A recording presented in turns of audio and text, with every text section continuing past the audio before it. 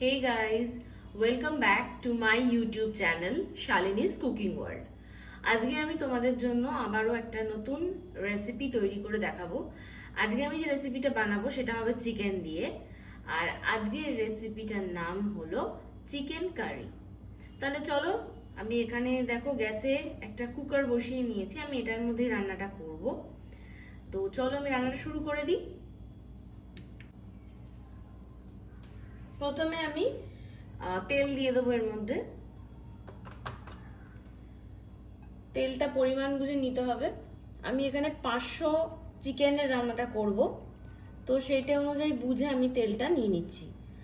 চিকেনে সাধারণত তেল একটু বেশিই লাগে, সো কিছু করার নেই, একটু বেশি দিতেই হবে আমাকে।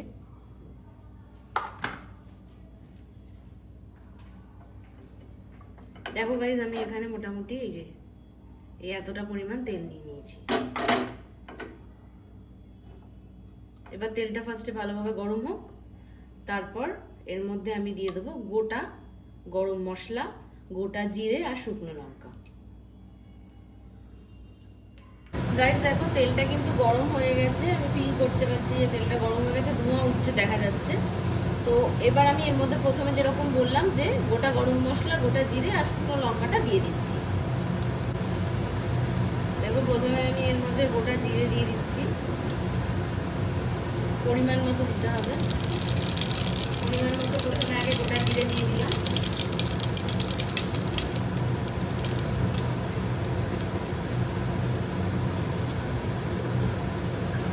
এবার আমি এর মধ্যে দিয়ে দিচ্ছি 4টে ছোট এলাচ।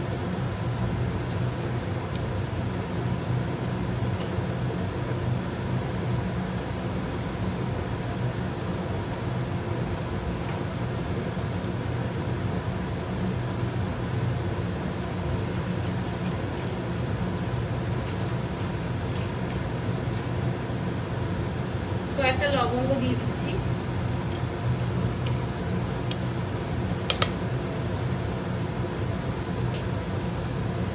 আর ভেঙে নিয়েছি আর কি দারচিনি করার টুকরো আমি গরম তেলের মধ্যে দিয়ে দিলাম। আর আমি এর মধ্যে দিয়ে দিচ্ছি শুকনো লঙ্কা। এই যে একটা শুকনো লঙ্কা দিয়ে দিলাম।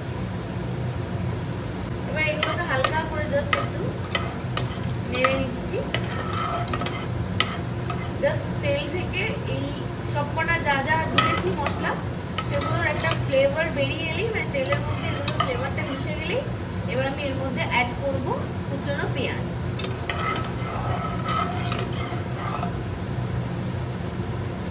এবার আমি তেলের মধ্যে পেঁয়াজটা অ্যাড করছি।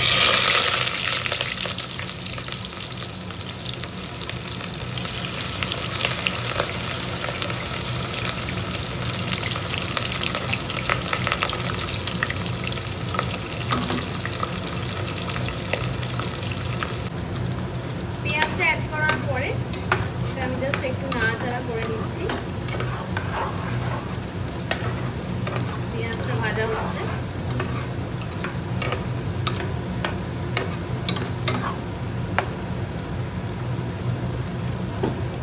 পেঁয়াজটা ভাজা হতে হতে আমি এর মধ্যে 4টে কাঁচা লঙ্কা দিয়ে দিলাম।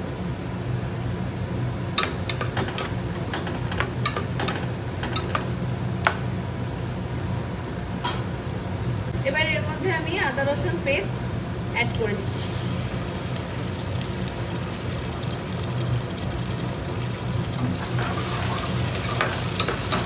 পেঁয়াজটা মোটামুটি হালকা একটু লালচে হয়েছিল, সেই সময় আমি আদা রসুনের পেস্টটা এর মধ্যে দিয়ে দিলাম। এবার এটা ভালো করে কষাবো, মানে আদা রসুনের যে কাঁচা গন্ধ সেটা যতক্ষণ না যাচ্ছে ততক্ষণ এটাকে আমি ভালোভাবে কষিয়ে নেব। তারপর এর মধ্যে আমি চিকেনটা অ্যাড করে দেবো। গাইস দেখো, মোটামুটি আদা রসুনটা কষে গেছে, পেঁয়াজটাও হালকা লালচে হয়েই গেছে। তো এই সময় আমি এবার এর মধ্যে মাংসটা অ্যাড করে দিচ্ছি।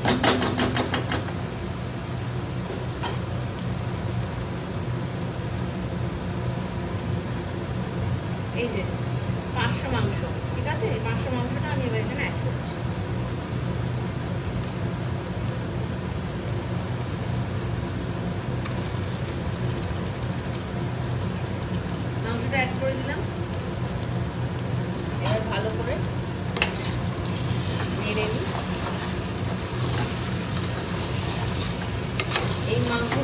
জল বেরোবে তাতেই মোটামুটি মাংস সেদ্ধ হয়ে যাবে।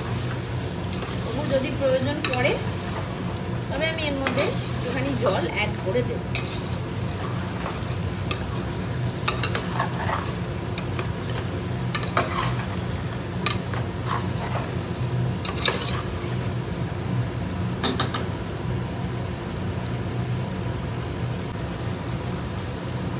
আচ্ছা, এই সময় আমার মনে হচ্ছে এটাকে এবার একটুখানি চাপা দিতে হবে। চাপা দিলে তবেই এটা থেকে জলটা বেরিয়ে আসবে, আর সেই জলেই কিন্তু মাংস সেদ্ধ হবে।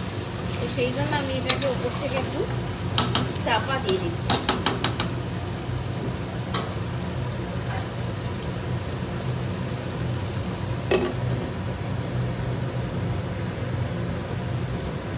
চাপাটা একটু খুলছি,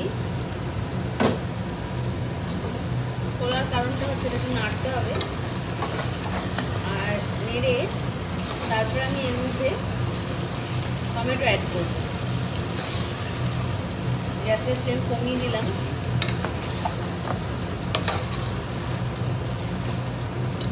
এবার আমি এর মধ্যে দিয়ে দিচ্ছি টমেটো।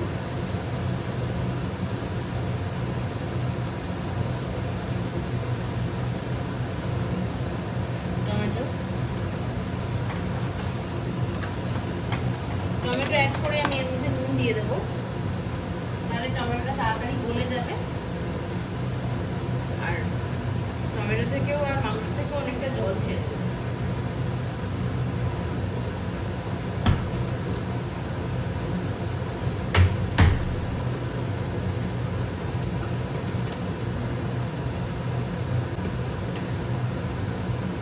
নুন অ্যাড করছি।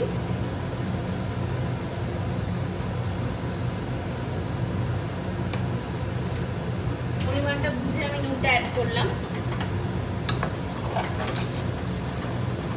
ভালোভাবে মিশিয়ে নিচ্ছি।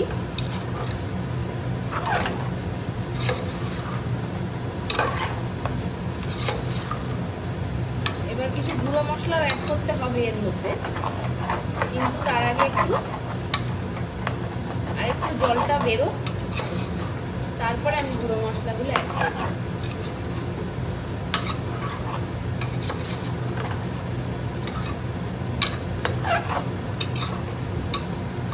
ব্যাস, এবার এটাকে আমি চাপা দিয়ে দিচ্ছি।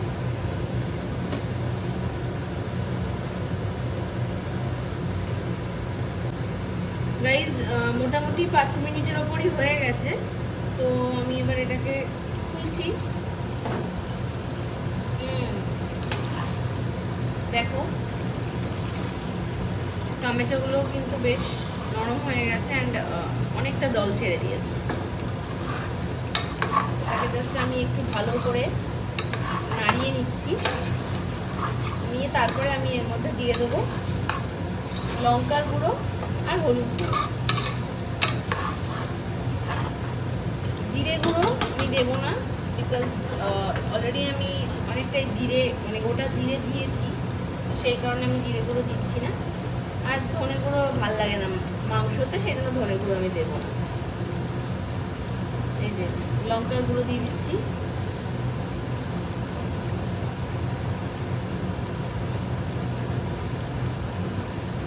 আর একটু দিলাম, ঝাল ঝাল হবে।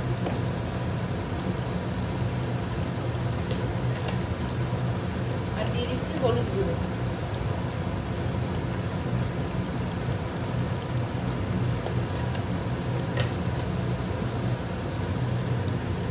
এইবার ভালো করে মশলাগুলোকে, মানে গুঁড়ো মশলাগুলোকে মিশিয়ে নিচ্ছি।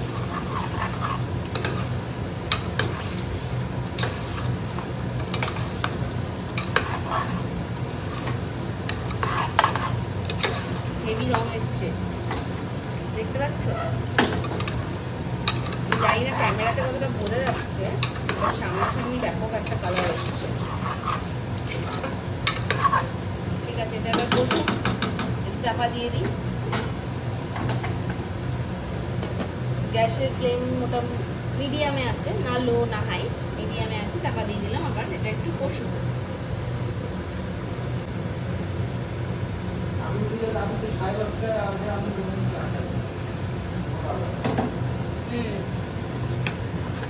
এটা আরো বেড়ে যাবে। আমাদের কোনো আজকে না কোনো কিছু বিয়ের পর থেকে আমাদের পারতেই না। হয়তো আমি নিজে ভাবলাম বাবা আমাদের সব কিছু না, আমি সারা জীবন পড়ে গেলাম এটাকে আমি হাতে নিয়ে আমি নষ্ট করি। আমি তো আসলে আমি আর লাইফে কখনো বেরোবো না। কোনো জায়গা আমি আগে তিনজন নিয়ে যা ইয়ে যা পুজো পাবো কালী পুজো হলে রাম পুজো রাত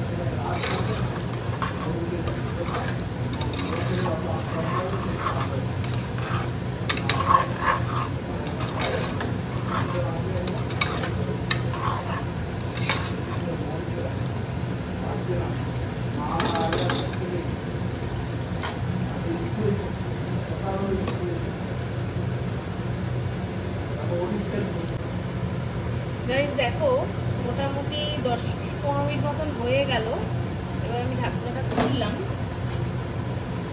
মাংসটা কিন্তু হয়ে গেছে মনে হচ্ছে।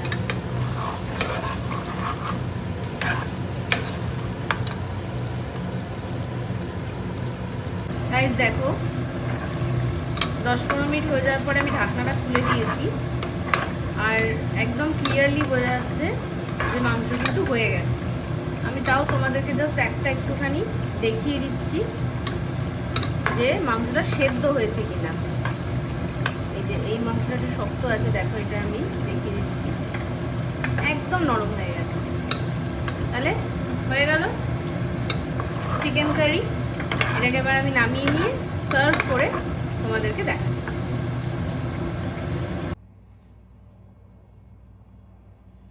গাইজ দেখো রেডি হয়ে গেছে আমার চিকেন কারি।